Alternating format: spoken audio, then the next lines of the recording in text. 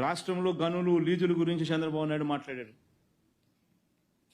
రాష్ట్రంలో గనులు లీజుల గురించి మాట్లాడుతూ పెద్దిరెడ్డి రామచంద్రారెడ్డి అని ఆయన మీద బండేయాలని చెప్పి విపరీతంగా ప్రయత్నం చేస్తూ ఉంటాడు. పెద్దిరెడ్డి రామచంద్రారెడ్డి ఈయన చిన్నప్పుడు క్లాస్మేట్లు. అప్పుడెప్పుడు పెద్దిరెడ్డి రామచంద్రారెడ్డి కాలేజీలో ఉన్నప్పుడు చంద్రబాబు నాయుడు కొట్టినాడంట.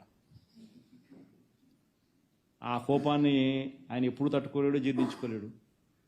పెద్దిరెడ్డి రామచంద్రారెడ్డి అంటే ఇటుకుంటాడు, వాళ్ళ కుటుంబాన్ని నాశనం చేయాలా, వాడి కుటుంబాన్ని తొక్కాలా, వాళ్ళ కుటుంబాన్ని చెడు చేయాలా అని చెప్పి. పాపం ఆయన అంటే ఆయన ఏ పోర్ట్ఫోలియో ఉన్నా కానీ అంతే, ఆయన మీద పడాల్సిందే, ఆయనను ఏమేమో ఆయన చేయాల్సిందే. నిజంగా ఎంత అడ్డుగోలు ఆరోపణలు అంటే ఇది. దశాబ్దాలుగా గనులకు సంబంధించిన విషయానికి వస్తే, దశాబ్దాలుగా ఈ గనులను దోచుకుని అడ్డగోలుగా సంపాదించింది ఎవరు? 2018 ఈ మైనర్ అండ్ మేజర్ ఖనిజాల కారణంగా, మైనర్ అండ్ మేజర్ మినరల్స్ కారణంగా 2018-19 చంద్రబాబు నాయుడు చివరి సంవత్సరంలో ఆదాయం ఎంత రాష్ట్ర ప్రభుత్వానికంటే 2210 crores, 2200 కోట్లు. ఈరోజు 2023-24లో మేజర్ అండ్ మైనర్ మినరల్స్ శాఖకు 4000 కోట్ల ఆదాయం.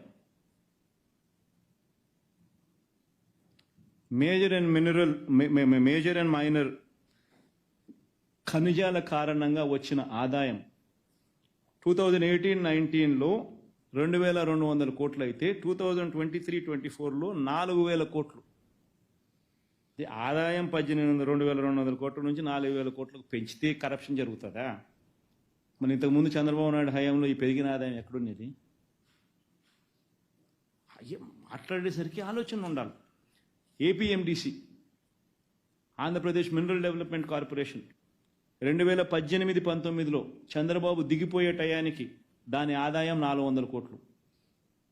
ఏపీఎండిసి ఆదాయం చంద్రబాబు నాయుడు దిగిపోయే టయానికి దాని ఆదాయం 400 కోట్లు.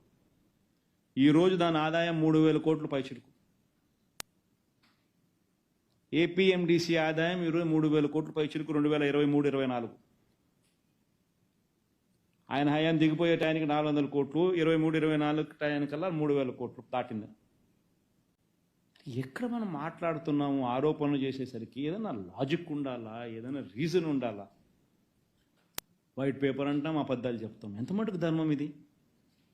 ఏమంటే పెద్దిరెడ్డి రామచంద్రారెడ్డి మంత్రి, ఆయన మీద పడతాయాలి. ఏమన్నా పద్ధతి, ఇది ఏమన్నా చేసే ఆలోచన?